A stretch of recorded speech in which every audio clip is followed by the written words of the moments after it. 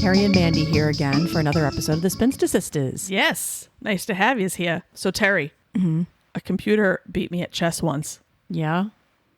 but it was no match for me at kickboxing. Boom. Whoa. It's a dad joke and it's stupid, but it is what it is. Yep. And Mandy's pulling some dad jokes in. And If you like my dad jokes, then, comment, because in that way they'll annoy Terri and I'll be able to do more. So if you like the dad jokes, go for it. Great. Thank you, Mandy, for that. We just have a quick check-in for you this week. I mean, we've been on the road again. On the road again. Bing, bing, bing.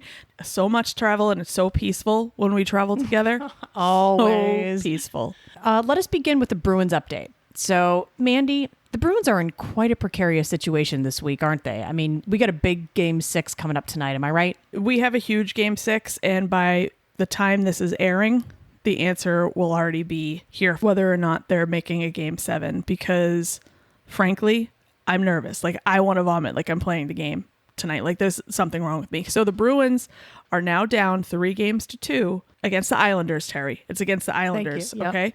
So they're now down 3-2 against the Islanders in New York tonight. Mm-hmm. And if New York wins it, Boston's out. And I don't know what I'm going to do. Yeah, this is a big deal. So, And frankly, Terri, I am actually nervous because the last couple games, I think, they were starting to look like they did against the Capitals in Game 1, where it's like, can you just maybe make one pass and get a clean out of your zone, right, Terri? Clean out. They need clean outs. like I always say, That's what I don't know why you can't just clean it out of your zone. Yeah, clean it out, really. What is it? Clean outs. Clean outs. They just need a clean out of their zone. Okay. Just get it up there. I mean, the Islanders have tweaked it up, Terri.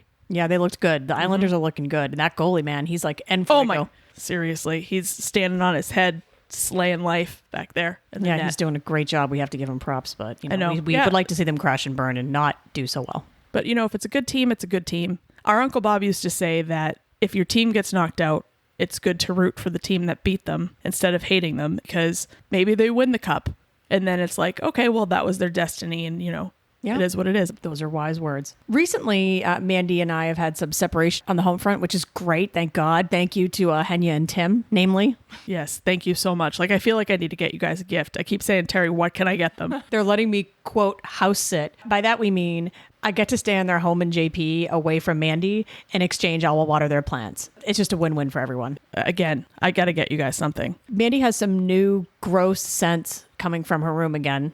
Okay, the latest one. So she's got this new contraption thing, and she's melting these, whatever you call them. They're called melt. It's a wax melt. Yeah.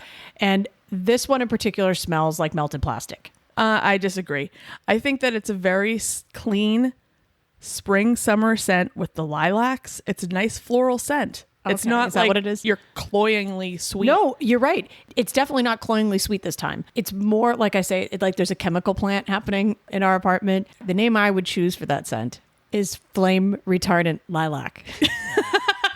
I need to share some news. Hopefully it's fake news, but it could be real, but we're going to pretend it's not until we have actual confirmation on this. We have heard through the rumor mill that Chris Evans has a local girlfriend. Which could not be more unacceptable. Unless the local girlfriend is Terri. And unfortunately, I want to dispel any rumors that I may be that person, because I'm not. I'm embarrassed to admit I'm not that person. The number one issue would be, why are you still here and not living in his house? Whatever, Chris. Maybe you could just answer a few questions for me, okay, about this new girl. But let me start with, what does she have that I don't have? Because there can't be anything. I mean, does she have like a career? Does she have a house?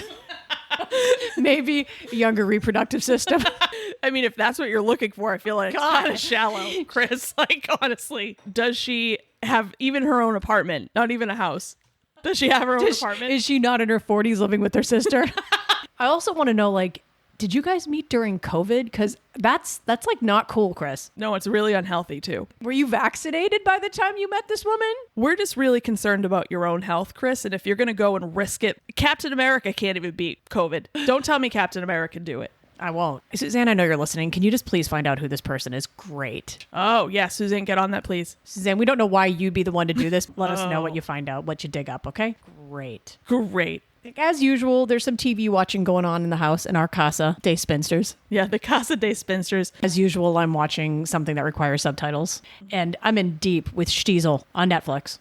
when I'm just in the room, not even watching TV, like trying to get something done, you will continue to tell me the entire plot line. And I'm like, okay, this is great. But I will say this, and I think it's because the main character is hot. He's handsome. It's great. I highly recommend it. And Mandy, what are you watching these days? Well, Terry, I am on a witch kick right now. I'm watching 2 different shows about witches. One is called The Discovery of Witches, and it's not great.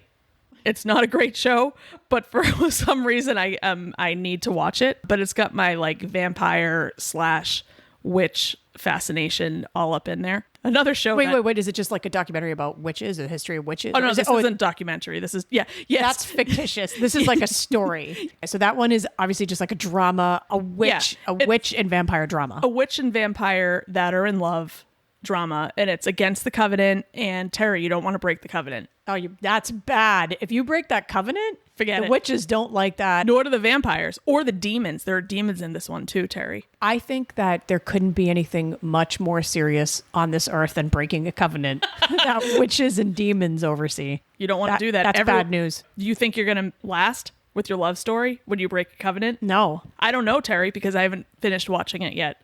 I'm all over it. The other witch show that I'm watching, Terry, another one that I do not recommend to any listeners, is called Witches of Salem. It's a 4-part docuseries about, as you might guess, the Salem witch trials. Which is a very fascinating topic. Oh my God, yeah. I used to love that as a kid and read all the books. And it truly is fascinating. You know, I just feel like in this documentary, I feel like it doesn't go in depth enough about how a lot of it was based on property fights. And people feeding names to these girls for whatever you know, personal reasons they may have had. And even like, I mean, they do go into a little bit of like the sociology of the Puritan child and, you know, getting attention that they didn't get. Anywho, I mean, it's interesting. It's about witches, so I'm all over it. Okay. Okay, Terry? The star of this podcast is our trip to Newport, namely Lee and Dave's wedding. Love these two, and they had to push back the wedding a couple times because of COVID, and finally got married, and then this was like the reception. So big celebration, and these two deserve it more than anyone, and we were so happy to celebrate. And I say we because this is my friend, and Mandy was my +1, so she was my date to the wedding. Yeah, that's not awkward at all. Yeah, this is what happens with two divorced women in their 40s. Like, what, you bring your husband to a wedding? Like, how freaking lame is that? It's so boring. So boring. Let's, you know, like mix it up. It's totally normal. And then we wonder why people think we're domestic partners. I don't know. When I order meals for you. I'm very grateful that you invited me because Lee and Dave are beautiful people, and I'm extremely happy for them to have finally been able to celebrate their marriage. So Lee looked gorgeous. Mm-hmm. Yeah, and it was fun. I got to catch up with several of my sorority sisters from UMass that I haven't seen in years. You know, it sat next to Catherine, who I have seen like twice in 20 years. Lovely sorority sisters you have, Teresa. Yeah, they're good people. Mm-hmm. And I told Catherine that she would remain anonymous, so no last names, but that's all you know. So Catherine's going to be our new creative director. You know, if you're listening, Catherine, I took notes in my phone, and these things just seem really lame to me. Like, I didn't actually write into the detail and context, so I just see Dan, our nervous server. Was there a story there? I don't actually remember. I mean, he was a super nice kid, but I don't remember. He was adorable. His hands were like shaking as he was trying to take our orders. We want to give a big shout out and hello to Donna, the mother of the bride. Yay!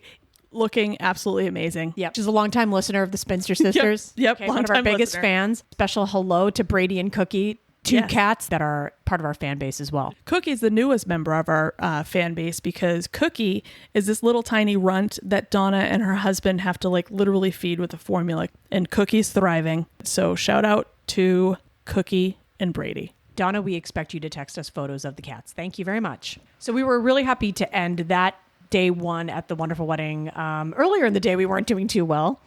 No. Yeah, it was hot as Hades, and Mandy and I were in a car together trying to find parking, get the directions, and this is when the aggravation just bubbles to the surface. Yeah, I mean, and hangar, again, definitely played a part here. And it was like the Triple H hangar. It was hungry, hot, and humid. Ton of aggravation throughout most of the day. Andy was psyched, though. Oh, yeah. Yeah, Andy was thrilled because we got to go to a restaurant and get some eggs that, you know, might have been a little undercooked.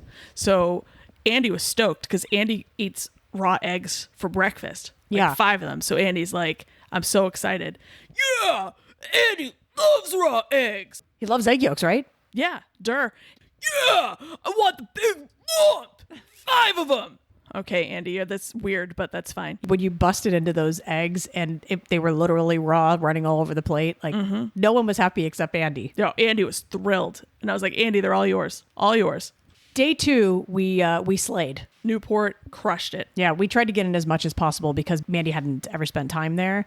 And I think we did a pretty good job. So we started with a truly amazing brunch at the Corner Cafe. Oh, my dear Lord above. People, if you're ever visiting there, Corner Cafe. Yeah. So good. I love it because we're giving them a plug. I don't think they need more plugs because they seem to be doing quite good business. But the people were very nice. The prices were reasonable. Yeah. Scrum-diddly-umptious. And then we went to the Marble House for a tour. Not the Marble House, the Marble House. It was a beautiful mansion there. It was one of the Vanderbilt mansions. Yep. Or sorry, one of the summer cottages. What they are.